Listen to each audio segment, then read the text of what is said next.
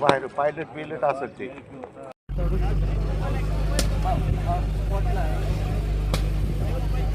जो दुर्घटना हुई है इसकी जांच जरूर होगी।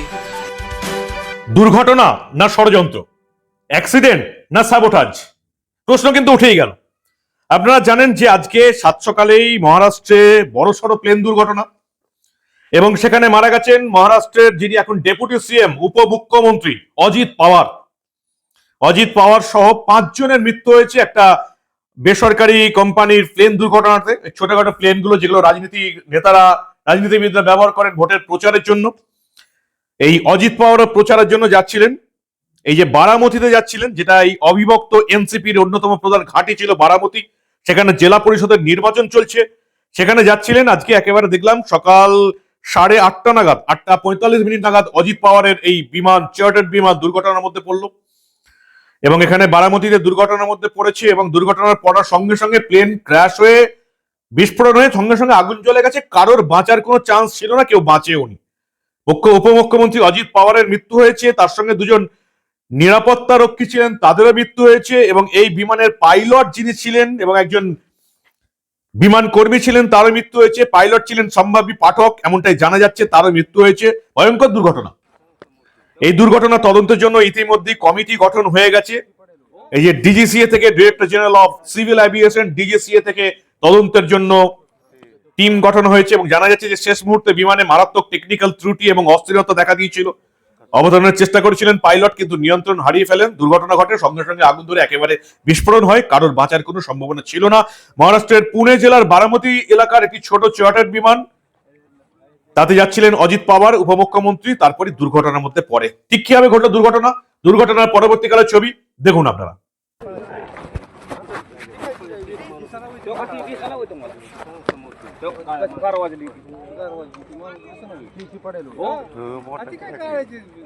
बाहेर पायलट बिलट असेल ते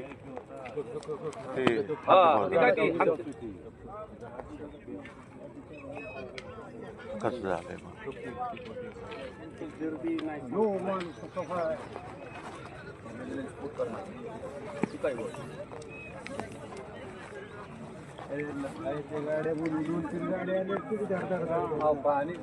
पाणी तिथं खरी पोचना पाणी तिकडे फारची गाडी आली पाणी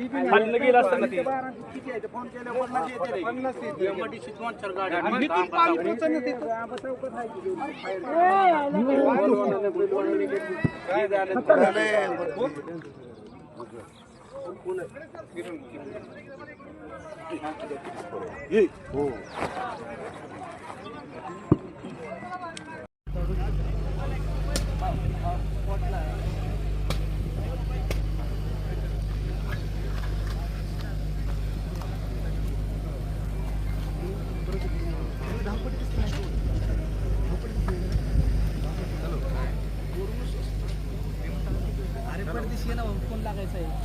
প্রাথমিক তদন্তে উঠে এসেছে যে এটি একটি দুর্ঘটনা। কারণ সকালের দিকে আবহাওয়া অত্যন্ত খারাপ ছিল, দৃশ্যমানতা একেবারে কমে গিয়েছিল। বিমানটি এই 27 নম্বর রানওয়েতে অবতরণের অনুমতি পেয়েছিল, কিন্তু অবতরণের চেষ্টার সময় বিমান, যেটা এই রানওয়ে তার কিছুটা বাইরে গিয়ে বিমানটি ভেঙে পড়ে। কে ষড়যন্ত্রের কথা তুলতে পারেন বলুন তো? যিনি ষড়যন্ত্র বা স্যাবোটাজের কথা তুলতে পারেন তিনিই তুলে দিয়েছেন। সিঙ্গুর যাওয়ার আগে মুখ্যমন্ত্রী মমতা বন্দ্যোপাধ্যায় পরিষ্কার বলে গেলেন সুপ্রিম কোর্টের বিচারপতির নেতৃত্বে তদন্ত কমিটি গঠন করা উচিত, এটা দেখতে হবে সবকিছু খতিয়ে। মমতা বন্দ্যোপাধ্যায় উস্কানিটা দিয়ে দিলেন। কি বললেন মমতা বন্দ্যোপাধ্যায় আজকে এই অজিত পাওয়ারের বিমান দুর্ঘটনা নিয়ে? দেখুন আপনারা। of Ajit Pawar, Deputy Chief Minister. He died today morning in a plane crash. I'm really shocked to see the news. There is no safety and security of the people of this country. Even the political leaders, I do not know what is the fate of the opposition political parties, but he was very much with the ruling party. But before few days ago, I came to know that from social network that somebody from other party, they gave a statement that Ajit Pawar is willing to leave the BJP. And now what happened today, I need proper investigation under the supervision of Supreme Court. Only we have the trust on Supreme Court, no other agency. All the agencies are being totally purchased. And really it's a great loss for the country. Maybe he's from the opposition. Now he's from the opposition.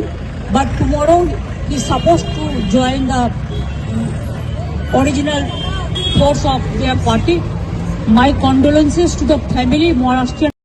সকাল 8:45 নাগাদ এই বারামতি বিমানবন্দরের এই 27 নম্বর runway, এখানে বিমানটি ভেঙে পড়ে। রানওয়ের মধ্যেই ভেঙে পড়েছিল এবং দৃশ্যমানতা খুব কম ছিল, অর্থাৎ আবহাওয়া অনুকূল ছিল না। তারপরে কি করে নামার অনুমতি নিল, এই নিয়ে একটা প্রশ্ন উঠেছে। মহারাষ্ট্র সরকারের আরেক ডেপুটি সিএম একনাথ শিন্ডে তিনি কি বলছেন দেখুন আপনারা। इसकी जो दुर्घटना हुई है इसकी जांच जरूर होगी, क्योंकि ऐसी दुर्घटना पुनरावृत्ति ना हो, दोबारा ना हो, इसलिए जरूर इसकी जांच होनी चाहिए और होगी। 8 बार उप मुख्यमंत्री, बहुत सारी यादें थी आपके मंत्रिमंडल में भी, उप मुख्यमंत्री थे, आज भी जो है। मैंने कहा ना कि जब मैं मुख्यमंत्री था तब उन्होंने जो हमने फैसले लिए, निर्णय लिए समाज हित के लिए, तब अजीत दादा अर्थ मंत्री थे, तो उनका भी काफी योगदान उसमें रहा है, ये कोई नहीं भूल सकता। এই ঘটনার পরেই আমরা দেখলাম শোক প্রকাশ করলেন পশ্চিমবঙ্গের মুখ্যমন্ত্রী মমতা বন্দ্যোপাধ্যায়, এবং তিনি একেবারে একটু হালকা আওয়াজ দিয়ে দিয়েছেন, এর মধ্যে কোনো কিছু থাকলেও থাকতে পারে, যেটা মমতা বন্দ্যোপাধ্যায় ভরাপুরি দেন। তিনি দুঃখ প্রকাশ করার সঙ্গে সঙ্গে ওই যা করেন, কোনো ঘটনা ঘটলেই ওই বিজেপির দিকে একটু আঙুল দেখাতে হবে, আঙুল দেখিয়ে দিয়েছেন। প্রধানমন্ত্রী নরেন্দ্র মোদী শোক প্রকাশ করেছেন। তিনি মহারাষ্ট্রের বর্তমান মুখ্যমন্ত্রী দেবেন্দ্র ফডনবিসের সঙ্গে কথা বলেছেন, কেন্দ্রের স্বরাষ্ট্রমন্ত্রী অমিত শাহের সঙ্গে কথা বলেছেন, এবং নরেন্দ্র মোদী একেবারে এই এনকোয়ারি বা তদন্ত নিয়ে খুব সিরিয়াস। তিনি পরিষ্কার জানাচ্ছেন এই নিয়ে তদন্ত হবে। তিনি আরো জানাচ্ছেন যে প্রশাসনিক বিষয়ে অজিত পাওয়ারের বোধগম্যতা ছিল উল্লেখযোগ্য, গরিব এবং নিপীড়িতদের ক্ষমতায়নের প্রতি তার আবেগে ছিল চোখে পড়ার মতন। শুধু অজিত পাওয়ার নয়, এই যে বাকি এই যে 4 জন মারা গেছেন তাদের পরিবারের প্রতি সমবেদনা জানিয়েছেন প্রধানমন্ত্রী নরেন্দ্র মোদী। দুর্ঘটনা সেটা অ্যাক্সিডেন্ট বা স্যাবোটাজ কিনা সেটা এখন তদন্ত হবে। এই যে অজিত পাওয়ার, যিনি একটা সময় এই যে এনসিপি, শরদ পাওয়ারের এনসিপির বিরুদ্ধে বিদ্রোহ করেছিলেন, বহুবার তিনি কিন্তু এই মহারাষ্ট্র বিধানসভার বিরোধী দলের নেতা হিসেবে কাজ করেছেন, বহুবার অনেকবার কাজ করেছেন। পৃথ্বীরাজ চৌহানের মন্ত্রিসভায় কাজ করেছেন, যেটুকু আর দেখতে পাচ্ছি দেবেন্দ্র ফডনবিসের মন্ত্রিসভায় কাজ করেছেন, উদ্ধব ঠাকরে, একনাথ শিন্ডে উপমুখ্যমন্ত্রী হিসেবে অনেকবার কাজ করেছেন। শুধু তাই নয়, তিনি 1991 সালে প্রথমবারের মতন এই বারামতি সংসদীয় আসন থেকে লোকসভায় নির্বাচিত হন। তারপরে আবার তিনি কাকার জন্য তিনি ছেড়েও দেন, যার কাকা যিনি পিভি নরসিংহ রাওয়ের সরকারের প্রতিরক্ষা মন্ত্রী হয়েছিলেন। বহু বছরের, বহু দশকের এই অজিত পাওয়ারের রাজনৈতিক কেরিয়ার, বহু বছরের ক্ষমতায় উপনির্বাচনে জয়লাভ করেন 91, 95, 99, অনেক বছর থেকে, বহু দশক থেকে আছেন, মন্ত্রী হয়েছেন অনেকবার। এই যেমন সুধাকর রাও নায়কের সরকার দেখলাম কৃষি ও বিদ্যুৎ প্রতিমন্ত্রী ছিলেন। শরদ পাওয়ার মুখ্যমন্ত্রী হওয়ার পর তিনি মাটি সংরক্ষণ, বিদ্যুৎ এবং পরিকল্পনা প্রতিমন্ত্রী হয়েছিলেন। কংগ্রেস এনসিপি জোটে তিনি সেচ বিভাগের দায়িত্বপ্রাপ্ত ক্যাবিনেট মন্ত্রী ছিলেন। 2004-এ দেখতে পাচ্ছি যেমন বিধানসভা নির্বাচনে কংগ্রেস এনসিপি জোট ক্ষমতায় আসার পর তিনি এই দেশমুখ এবং অশোক চৌহানের মন্ত্রিসভায় জলসম্পদ মন্ত্রিসভা ধরে রাখেন, বহুবারের মন্ত্রী। শরদ পাওয়ার বিরুদ্ধে বিদ্রোহ করেন। 2023 যে সময় মহারাষ্ট্রে এই রাজনৈতিক সংকট শুরু হয়, 23শে নভেম্বর 2019 এনসিপি থেকে সরে তিনি জনতা পার্টির নেতৃত্বাধীন সরকারে যোগদান করেন, উপমুখ্যমন্ত্রী হন। সরকারের সংখ্যাগরিষ্ঠ প্রমাণের জন্য তিনি রাজ্যপালের কাছে এনসিপির বিধায়কদের স্বাক্ষর করে একটা কাগজ জমা দেন। তবে 80 ঘন্টারও কম সময়ের মধ্যে সরকার ভেঙে যায় এবং তিনি তৎকালীন মুখ্যমন্ত্রী দেবেন্দ্র ফডনবিসের সাথে পদত্যাগও করেন। পরবর্তীকালে তিনি আবার এনসিপিতে ফিরে আসেন। 1 ডিসেম্বর 2019, 16 ডিসেম্বর রাজ্য আইনসভার শীতকালীন অধিবেশন শুরু হওয়ার পর এই মহাবিকাশ আঘাড়ি সরকারের উপমুখ্যমন্ত্রী হিসেবে দায়িত্ব গ্রহণ করেন। অনেক রাজনৈতিক ক্যারিয়ার, বারবার এনসিপি ছেড়েছেন, আবার এসছেন, কখনো কংগ্রেসের সঙ্গে জোট করেছেন, কখনো বিজেপির সঙ্গে জোট করেছেন। এই মুহূর্তে তিনি মহারাষ্ট্র বিধানসভায় একেবারে উপমুখ্যমন্ত্রী একনাথ শিন্ডের সঙ্গে, যে মন্ত্রিসভার মুখ্যমন্ত্রী হচ্ছেন দেবেন্দ্র ফডনবিস, আপনারা সবাই জানেন।